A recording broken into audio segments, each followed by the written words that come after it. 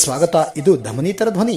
ಕಲಬುರಗಿ ಜಿಲ್ಲೆಯ ಆಳಂದ ತಾಲೂಕಿನ ಪಡಸಾವಳಿ ಗ್ರಾಮದಲ್ಲಿ ಶರಣ ಬಸವಂತರಾವ್ ತೀರ್ಥ ಪಡಸಾವಳಿ ಅವರು 2 ದಶಕಗಳ ಮೇಲೆರಡು ಸ್ಮರಣೋತ್ಸವ ಹಾಗೂ ವಿವಿಧ ಕ್ಷೇತ್ರಗಳಲ್ಲಿ ಸಾಧನೆಗೈದ 22 ಸಾಧಕರಿಗೆ ಅಪ್ಪ ಪ್ರಶಸ್ತಿ ಪ್ರದಾನ ಹಾಗೂ ಶ್ರೀ ಅಪ್ಪಾಸಾಹೇಬ್ ಬಿ ತೀರ್ಥ ಅವರು ವಯೋನಿವೃತ್ತಿ ಸಮಾರಂಭ ಕಾರ್ಯಕ್ರಮ ಆಯೋಜನೆ ಮಾಡಲಾಯಿತು.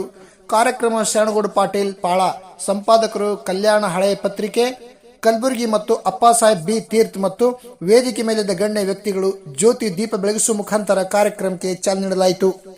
ಕಾರ್ಯಕ್ರಮ ಉದ್ದೇಶಿಸಿ ಎಚ್ ಬಿ ತೀರ್ಥ ಮಾತನಾಡಿದರು. ನಮ್ಮ ತಂದೆಯವರ ಹಾಕಿಕೊಟ್ಟ ಮಾರ್ಗದಲ್ಲಿ ನಾವು ಸರಳವಾಗಿ ಜೀವನ ಸಾಗಿಸುತ್ತಾ ಬಂದಿದ್ದೇವೆ.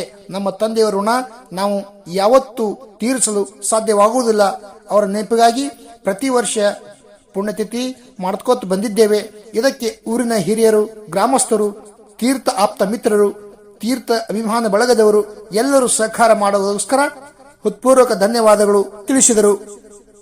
ಈ ಸಂದರ್ಭದಲ್ಲಿ ಶಿವಾನಂದ ಕೀರ್ತಿ, ಎಕೆ ರಾಮೇಶ್ವರ, ಸಿಎಸ್ ಮಾಲಿ ಪಾಟೀಲ್, ಸತೀಶ್ ಸನ್ಮುಖ್, ಡಿಎಸ್ ಬಿರಾದಾರ್, ಮಾದೇವಿ ವಚ್, ಸಿದ್ದಾರಾಮ್ ಬಿ ವಗ್ಗಲ್, ಆನಂದ ಸೋರೆ ಮತ್ತು ಸಮಸ್ತ ತೀರ್ಥ ಪರಿವಾರದವರು ಹಾಗೂ ಪಡಸಾವಳಿ ಸಮಸ್ತ ಗ್ರಾಮಸ್ಥರು ಈ ಸಂದರ್ಭದಲ್ಲಿ ಉಪಸ್ಥಿತರಿದ್ದರು. ವರದಿ ಪ್ರಭುಗೌಡ್, ಬಯಲು ಟಿವಿ ನ್ಯೂಸ್, ಆಳಂದ್.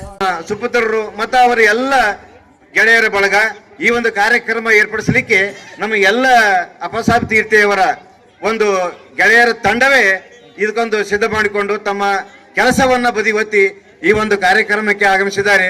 ನನಗೆ ಬಹಳ ಹೆಮ್ಮೆ ಅನಿಸ್ತದೆ. ನಾನು ಹೆಚ್ಚು ಮಾತನಾಡೋದಿಲ್ಲ, ಏಕೆಂತಂದ್ರೆ ನಮ್ಮ ಹಿರಿಯರು ಪೂಜ್ಯರ ಆಶೀರ್ವಾದ ವಾಣಿ ನಾವು ಕೇಳಬೇಕಾಗ್ತದೆ. ಅದರಲ್ಲೂ ವಿಶೇಷವಾಗಿ ಇವತ್ತು ಶರಣಗೌಡರು ಅನೇಕ ಕಾರ್ಯಕ್ರಮವನ್ನು ಗುಲ್ಬರ್ಗದಲ್ಲಿ ಹಮ್ಮಿಕೊಳ್ತಾ ಇದ್ರು ಕೂಡ ಇಂಥ ಒಂದು ನಮ್ಮ ಪುಟ್ಟ ಗ್ರಾಮಕ್ಕೆ ನಮ್ಮ ಒಂದು ಚಿಕ್ಕವರ ಅತಿಥಿಗಳ ಅಪೇಕ್ಷೆ ಮೇರೆಗೆ ಆಗಮಿಸಿ ಆಶೀರ್ವದಿಸಲು ಆಗಮಿಸಿದ್ದಾರೆ. ಅವರ ಮಾತು ಕೇಳೋದು ಬಹಳ ಮುಖ್ಯ.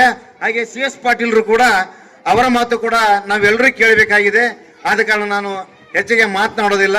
ಇದೇ ಸಂದರ್ಭದಲ್ಲಿ ನಾನು ಶಾಬಾದ್ನಲ್ಲಿ ಎವಿಎಲ್ ಕಾರ್ಖಾನೆಯಲ್ಲಿ 40 ವರ್ಷಗಳ ನಂತರ ಸೇವೆ ಸಲ್ಲಿಸಿ ನಿವೃತ್ತಿಯಾದ ನಂತರ 10 ವರ್ಷಗಳ ಬಳಿಕ ಆ ಶಾಬಾದಿನ ಜನ ತಮ್ಮ ಪ್ರೀತಿ ವಿಶ್ವಾಸದಿಂದ ನೆನಪಿಟ್ಟು ಪ್ರಥಮ ತಾಲೂಕಾ ಸಾಹಿತ್ಯ ಸಮ್ಮೇಳನದ ಸರ್ವಾಧ್ಯಕ್ಷರನ್ನಾಗಿ ಆಯ್ಕೆ ಮಾಡಿರೋದು ನನಗೆ ಬಹಳ ಸಂತೋಷ ಅನಿಸ್ತದೆ. ಅದು ಎಲ್ಲ ಪುಣ್ಯ, ಅದೆಲ್ಲ ಭಾಗ್ಯ ಏನು ಅಂತಂದ್ರೆ ನಮ್ಮ ಧರ್ಮೇಶನ ಪುಣ್ಯ, ಅಣ್ಣ ಬಸವಣ್ಣನವರ ಪುಣ್ಯ. ಇದೇ ತರ ಹೆಚ್ಚಿನ ಸುದ್ದಿಗಾಗಿ ನೋಡ್ತಾ ಇರಿ ಬಯಲು ಟಿವಿ ನ್ಯೂಸ್.